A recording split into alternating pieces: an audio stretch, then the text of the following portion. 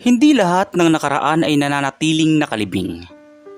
May mga alaala na kahit gaano pa tinatabunan, sa paglipas ng panahon, sa pag-asenso, sa bagong bantayog ng tagumpay, ay bigla na lamang babalik sa anyo ng isang taong hindi mo inaasahan.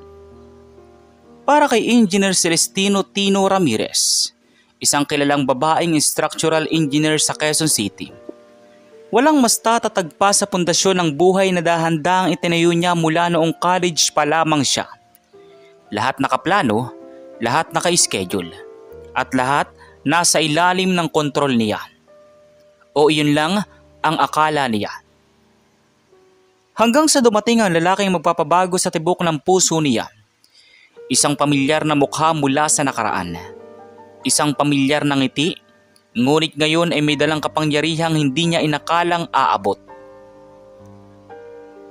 Araw ng Lunes, mainit, matao, pero para kay Engineer Tino, ordinaryong araw lamang iyon. Nakasuot siya ng puting long sleeve. May hawak na blueprint at papunta sa site meeting ng isang bagong proyektong ipinagkakatiwala sa kanya. Ang pagpapatayo ng 10-story private condo na pagmamay-ari raw ng isang private investor. Wala sa isip niya kung sino. Basta bayad, basta solid ang permits, basta maayos ang documentation. Pagdating niya sa site, naghihintay ang ibang engineer at foreman. Nagsisimula na ang talakayan tungkol sa load distribution, column sizing at target timeline. Pero habang nagsasalita si Tino sa harap nila, bigla itong napatigil nang dumating ang isang SUV. Bumukas ang pinto at bumaba ang isang lalaking naka-black polo. Maayos ang postura at halatang hindi ordinaryong kliyente. Magaan ang lakad nito. May kumpiyansa, may lakas ng presensya. Lumapit ang foreman at nagmano pa. "Sir, kayo na po pala. Welcome sa site." Tumango lang ang lalaki. Paglingon ni Tino, tumama ang mata niya sa mukha nito. At doon, labis siyang namutla. Parang naubos ang dugo sa mukha niya. Parang pinagapang ng kuryente ang buong katawan niya. Dahil ang lalaking iyon ay hindi lang basta tao, kundi ang fishbowl vendor na binasted niya noon. "Hindi, imposible. Hindi siya ito. Hindi pwedeng..." Bulong niya sa kanyang sarili. Pero habang papalapit ang lalaki, mas lalo niyang nakikita. Ang hugis ng mata, ang mainhin ngunit mayabang na porma ng ngiti. Ang paraan ng pagtikim bago magsalita. Si Marco nga." Aniya. Ang pangalang matagal niya nang inihulog sa limot. Si Marco Santiago, ang fishbowl vendor sa kanto noong college days niya. Yung lalaking araw-araw almost nagbibigay sa kanya ng libreng tusok-tusok, yung laging naka-smile, yung minsang naglakas loob na umami ng pag-ibig sa kanya. At siya ang nang busted. Hindi lang basta busted, pinahiya pa niya. Marco? Halos pabulong ngunit nanginginig ang boses niyang sambit. Ngumiti ang lalaki. Pamilyar, ngunit iba. Mas matured, mas gwapo, mas may tindig. "Hello, engineer," sagot nito. "Long time no see." Napatigil ang lahat. Nakatingin ang foreman, ang junior engineers at pati ang mga construction workers. Walang alam ang karamihan sa kanila sa tensyong nabuo sa pagitan ng dalawang dating magkaibang mundo. Samantala, habang nagpapatuloy ang maiksing orientation, hindi mapakali si Tino.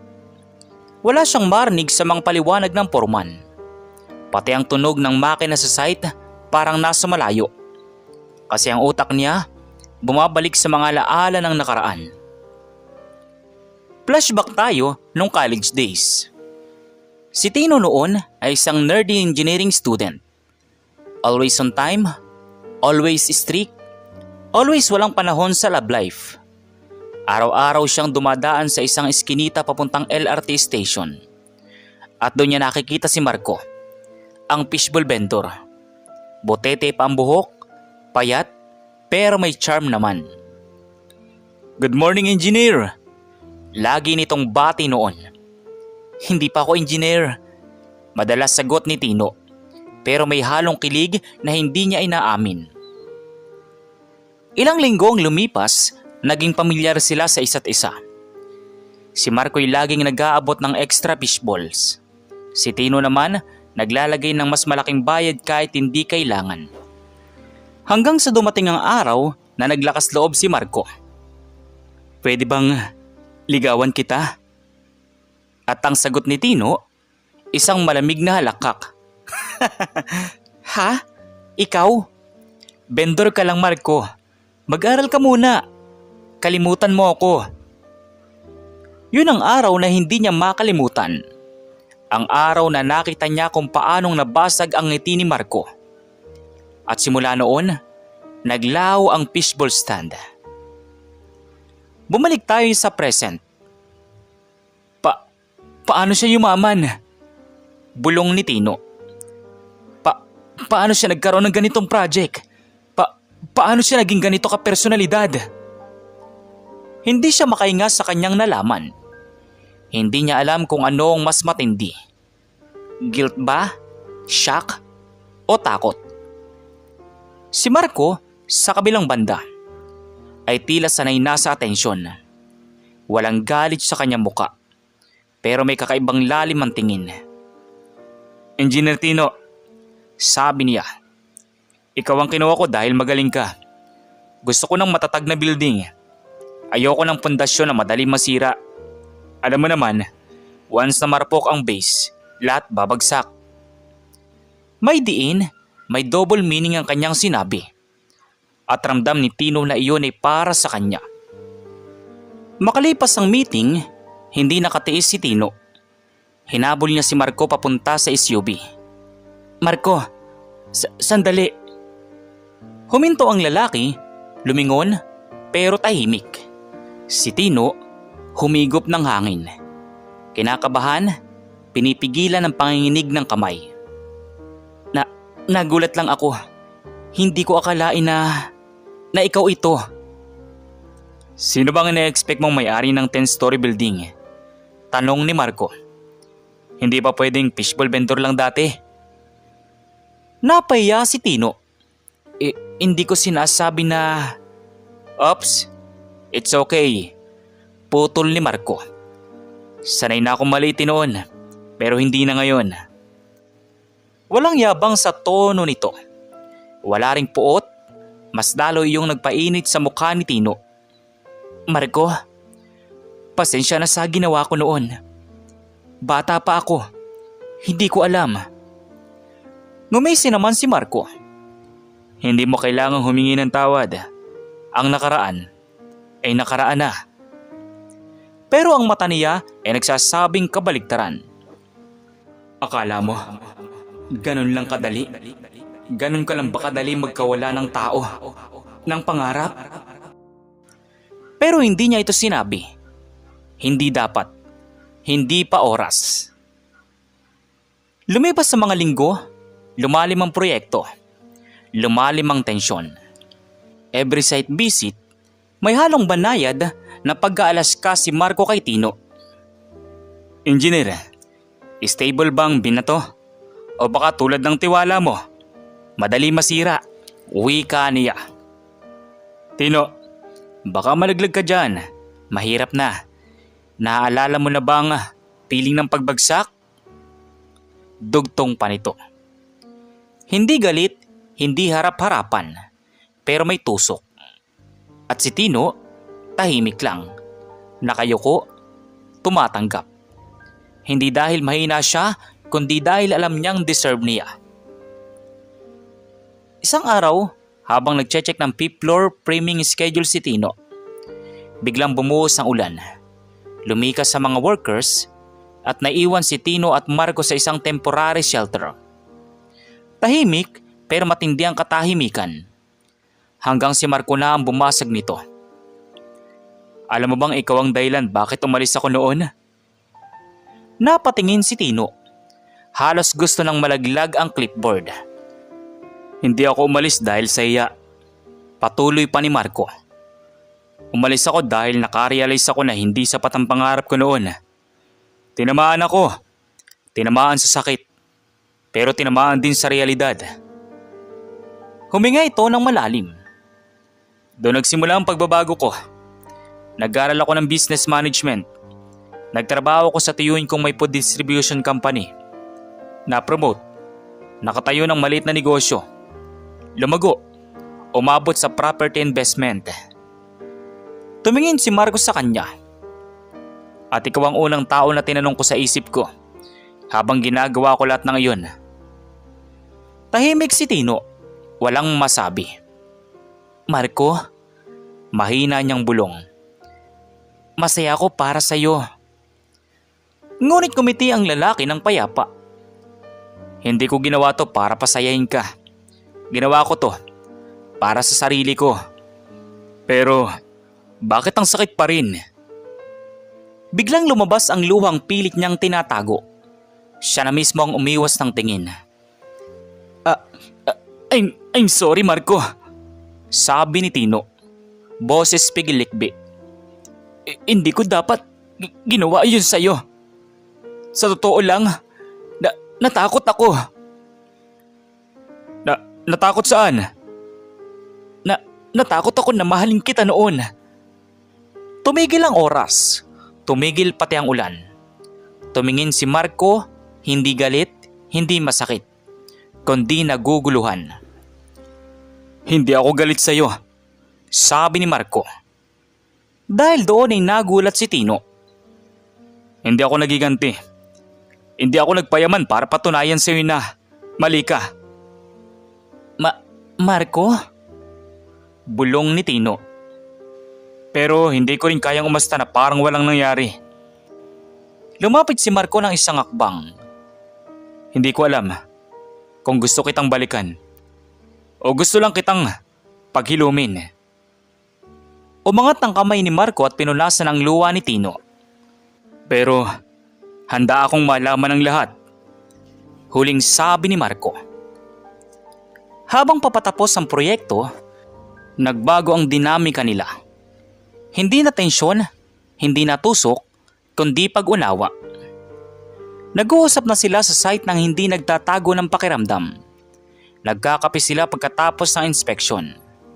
Minsan nag-aaway dahil sa rebar schedules pero nagkakatawanan din. Isang gabi, tinanong ni Tino. May pag-asa pa ba ako?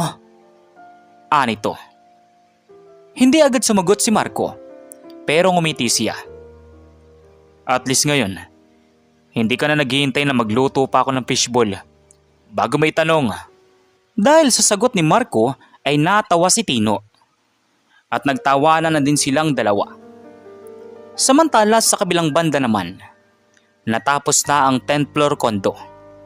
Matibay, maganda, napakasulit ng pundasyon. At sa turnover ceremony, sabay silang tumayo sa harap, ang engineer at ang may-ari. Pagkatapos ng event, naglakad silang dalawa sa rooftop. Tahimik na gabi, maliwanag ang mga ilaw ng lungsod. Marco, bulong ni Tino. Kung may isang bagay akong gustong buuin, ikaw yun.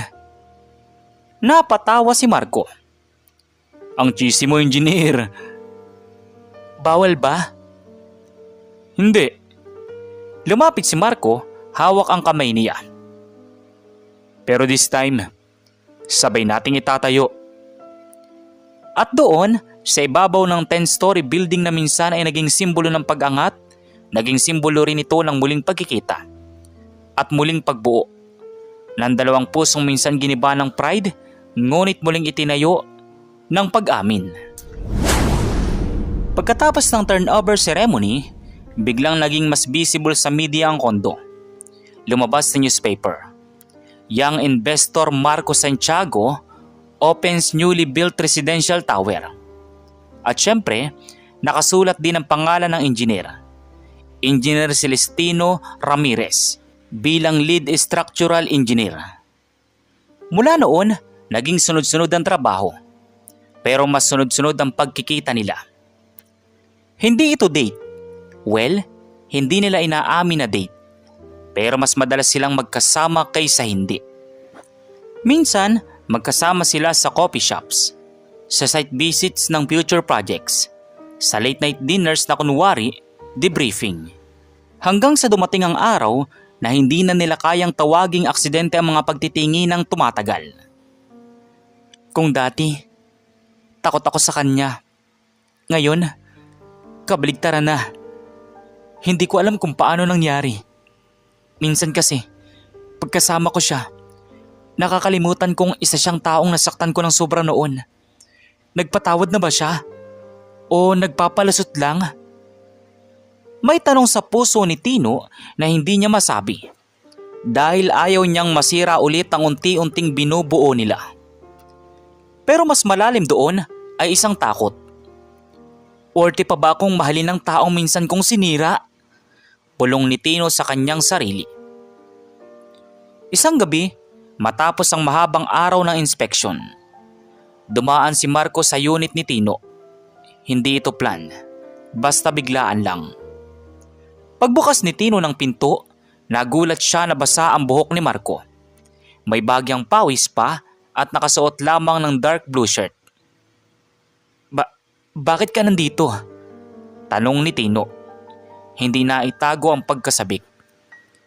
Tiningnan ko lang kung may ginagawa ka pa. Sagot naman ni Marco. Mukhang pagod ka. Uwi ka ni Tino. Ngumiti si Marco pero may lungkot. Sumama ka nga sa akin. May papakita ko. Walang tanong-tanong, sumama agad si Tino. Dinala siya ni Marco sa rooftop ng kondo, ang itinuturing nilang place of honesty. Tahimik, mahangin, kita ang city lights. May tanong ako. Uwi ka ni Marco. Tumitig si Tino sa kanya. Bakit parang kinakabahan ako bigla? Uwi ka ni Tino. Umiling si Marco at tuminga ng malalim. Tino, ano ba talagang nararamdaman mo para sa akin? Hindi nakapagsalita si Tino. Tino, seryosong dagdag ni Marco. Hindi ko hinihingi ang pangako. Hindi ko hinihingi ang sagot sa gusto kong marinig. Gusto ko lang malaman kung may patutunguhan ba to o baka umaasa lang ako. Uwi ka ni Marco. Marco? Mahinang sabi ni Tino. Simula noon pa, may naramdaman na ako. Natakot lang ako. Sa mundo, sa pamilya ko, sa expectations. Pero ngayon, lumapit siya ng isang akbang. Ikaw ang unang taong hindi ko kayang takasan. Nabitawan ni Marco ang mahinang buntong hininga na parang matagal nang kinulong. Akala ko, napatingin siya sa sahig. Ako lang, ani Marco.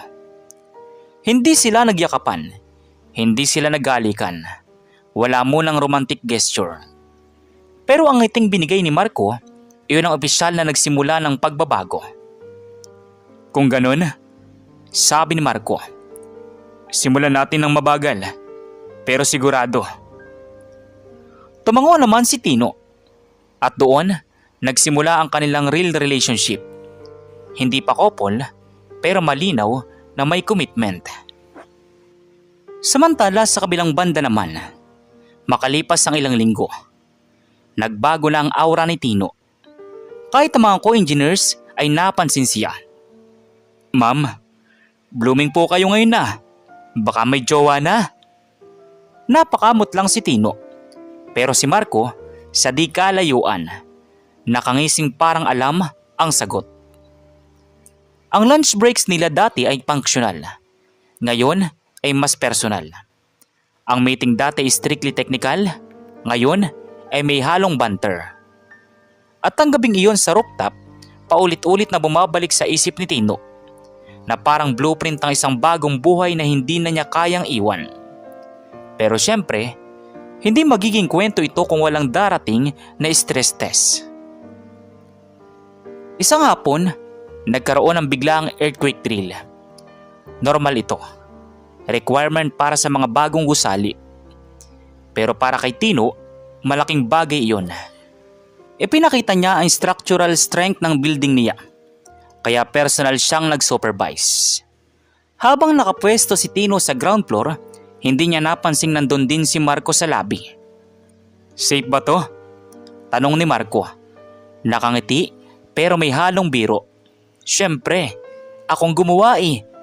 Sagot naman ni Tino. Kung bumagsak to, hawak mo ako ha. Sabay kindat ni Marco. Tumigil ka nga.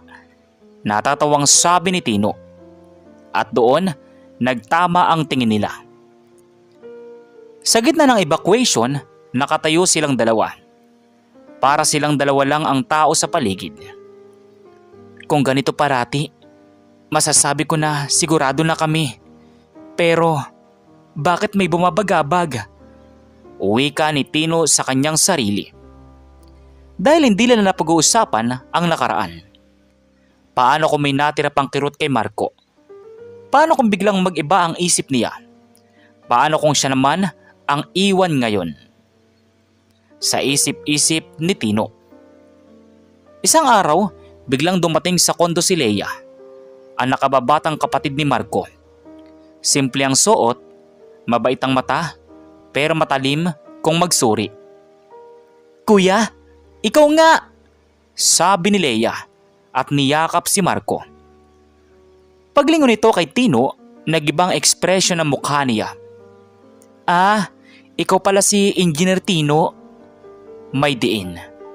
At sa unang tingin pa lang, alam ni Tino na may alam si Leia tungkol sa nakaraan nila ni Marco. Hindi niya nagustuhan ang nakikita niya. Hindi niya kailanman nakitang umiyak ang kuya niya noon. Maliban sa isang gabi, pagkatapos ng pagbabasted ni Tino. Para sa kanya, si Tino ay hindi lang basta ex-crush. Siyang dahilan kung bakit muntik mawala ng tiwala sa sarili ang kuya niya. Kaya naman ay hindi siya umiti. Hindi siya bumati, hindi niya kinamayan si Tino. Kuya, wika ni Leia. May pag-uusapan tayong importante. Hinila ni Leia ang kanyang kuya mula sa malayo. At ilang minuto lang ang lumipas ay pumasok si Leia sa pantry. Habang nasa pantry si Tino, biglang pumasok si Leia. Tahimik lang si Tino, pero ramdam niya ang tensyon. Totoo bang gusto mo ang kuya ko? Diretsong tanong ni Leia. Nagulat naman si Tino. Totoo, sagot niya. Walang pag-aalinlangan. Tapos, anong balak mong gawin kung sakaling masaktan mo ulit siya? Tanong ni Leia. Napatigil si Tino. Hindi niya masagot ng mabilis. At anong garantiya na hindi ka tatakbo ulit? Na hindi mo iiwan si kuya kapag nakuha mo ng gusto mo? Lumunok si Tino. Mabigat ang dibdib niya. Leia, hindi ko planong saktan ulit siya. At kung kaya ko lang burahin yung nakaraan, gagawin ko. Pero nasaktan mo na siya. Putol ni Leia. Dahil doon ay tumulo ang luha ni Leia. At hindi mo nakita kung paano siya bumagsak. Wika ni Leia. Alam mo Leia, sana may power akong ibalik lahat. Sabi niya habang umiiyak na rin. Pero wala. Ang meron lang ako ngayon ay yung part na kaya kong ayusin. Ngayon, bukas, at sa susunod pa. Leia, hindi ko ihilingin na pagkatiwalaan mo ako agad. Pero papatunayan ko sa iyo, sa kanya, na hindi na ako aalis. Lumuluhang wika ni Tino. Walang nakakaalam na kanina pa pala nakatayo si Marco sa labas. Narinig niya lahat. Tahimik siyang pumasok sa pantry. Tama na Leia. Mahinaw niyang sabi. Hindi na sa iyong Tino noon. Pero kuya, I trust him. At tumingin si Marco kay Tino. Ang titig na iyon, hindi tagos dahil sa galit. Kung di tagos dahil puno ng certainty. Pagkaalis ni Leia, lumapit si Marco kay Tino. Tino, mahina niyang sabi. Narinig ko lahat. Natulala naman si Tino. Galit ka ba?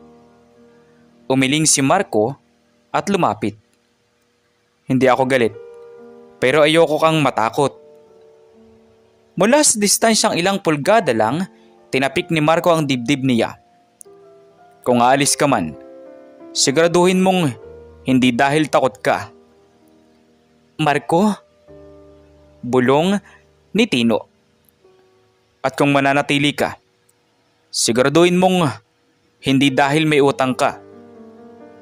Hindi nakagalaw si Tino. Pero kung mananatili ka dahil mahal mo ko, ngumiti si Marco ng pino. Hindi kita pipigilan. Nang marinig iyon ni Tino ay napalapit siya. At sa unang pagkakataon, walang takot, walang alinlangan, na hinalikan niya si Marco. Hindi marahas, hindi minadali, kundi isang halik na parang simula ng bagong blueprint ng buhay nila. At doon, sa pantry na puno ng tensyon, luha at pag-amin, nagkaroon ng foundation ang relasyon nila. Isang pundasyong hindi gumuho, isang pundasyong hindi na marupok, kundi isang pundasyong hindi na kayang gibain. Lumipas ang ilang buwan mula noong unang halik nila sa pantry. Mabilis ang pagbabago, pero hindi magulo. Tahimik, steady, at parang natural na level ng dalawang pusong matagal nang naghihintay ng tamang timing. Ang dating tensyon sa pagitan ni Tino at Leia ay napalitan ng respeto. Hindi sila naging agad magka-close, pero nakita niya ang pagpapatunay sa gawa, hindi salita. At sa araw na ito, may espesyal na nangyari sa rooftop, ang lugar kung saan nagsimula ang honesty nila.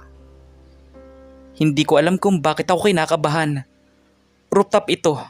Ilang beses na kaming umakyat dito. Pero ngayong gabi, parang iba. Uwi ka ni Tino sa kanyang sarili. Nakahanda na ang lugar. Simpleng table, dalawang upuan, maliit na yellow lights na parang bituin sa sahig. Hindi ito romantic na sobra, pero sakto. Sakto para kay Marco. Tahimik ang hangin, maraming ilaw ang lungsod. Pero sa totoo lang, isang tao lang ang hinahanap ni Tino. Dumating si Marco. Naka-white shirt, naka-denim jacket, at may bitbit na maliit na box. Tino, tawag ni Marco. Nakangiti, pero halatang kinakabahan din. Hindi ka ba pagod? Ang dami mong inasikaso kanina sa site. Tanong ni Marco. Pagod. Pero pagkasama ka, parang hindi masyado. Wika ni Tino. Ngumiti si Marco, pero hindi pa nauupo. May inugot siyang maliit na papel mula sa bulsa ng jacket. Tino, hindi ito proposal. Hindi ko pa kayang tumalo ng ganon kalayo. Natatawang sabi ni Marco. Pero gusto kong malaman mo to. Inabot niya ang papel. Pagbukas ni Tino, halos maluwa siya. Isa yung blueprint, pero hindi ng building, kundi blueprint ng future house. Isang maliit na 2-floor home. May balcony, may coffee area, may maliit na garden. Marco? Halos hindi makahingang sabi ni Tino. Hindi ko sinasabi ngayon, sabi ni Marco.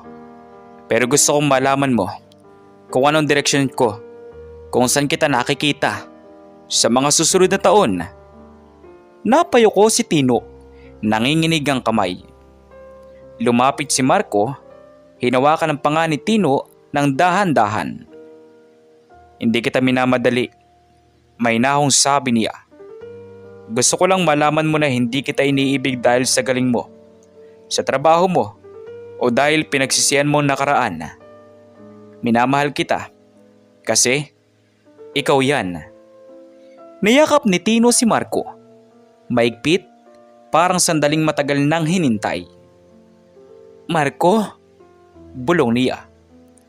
Kung may bahay kang gusto kong ako ang una magtatayo niyan. Hindi bilang engineer, kundi bilang taong pipiliin kang mahalin araw-araw. Tumawa si Marco na may halong luwa. Deal, aniya. Sa rooftop na minsang naging witness ng takot, pangamba at pag-amin. Doon lumabas ang pinakaimportanteng plano ng kanilang buhay. Hindi blueprint na may sukat, kundi blueprint ng pag-ibig na hindi na nila tinatakasan. At sa unang beses sa mahabang panahon, pareho na silang walang takot. Hindi sa lindol, hindi sa nakaraan, hindi sa pagbuo ng kinabukasan. Dahil ang pundasyon nila ay simple.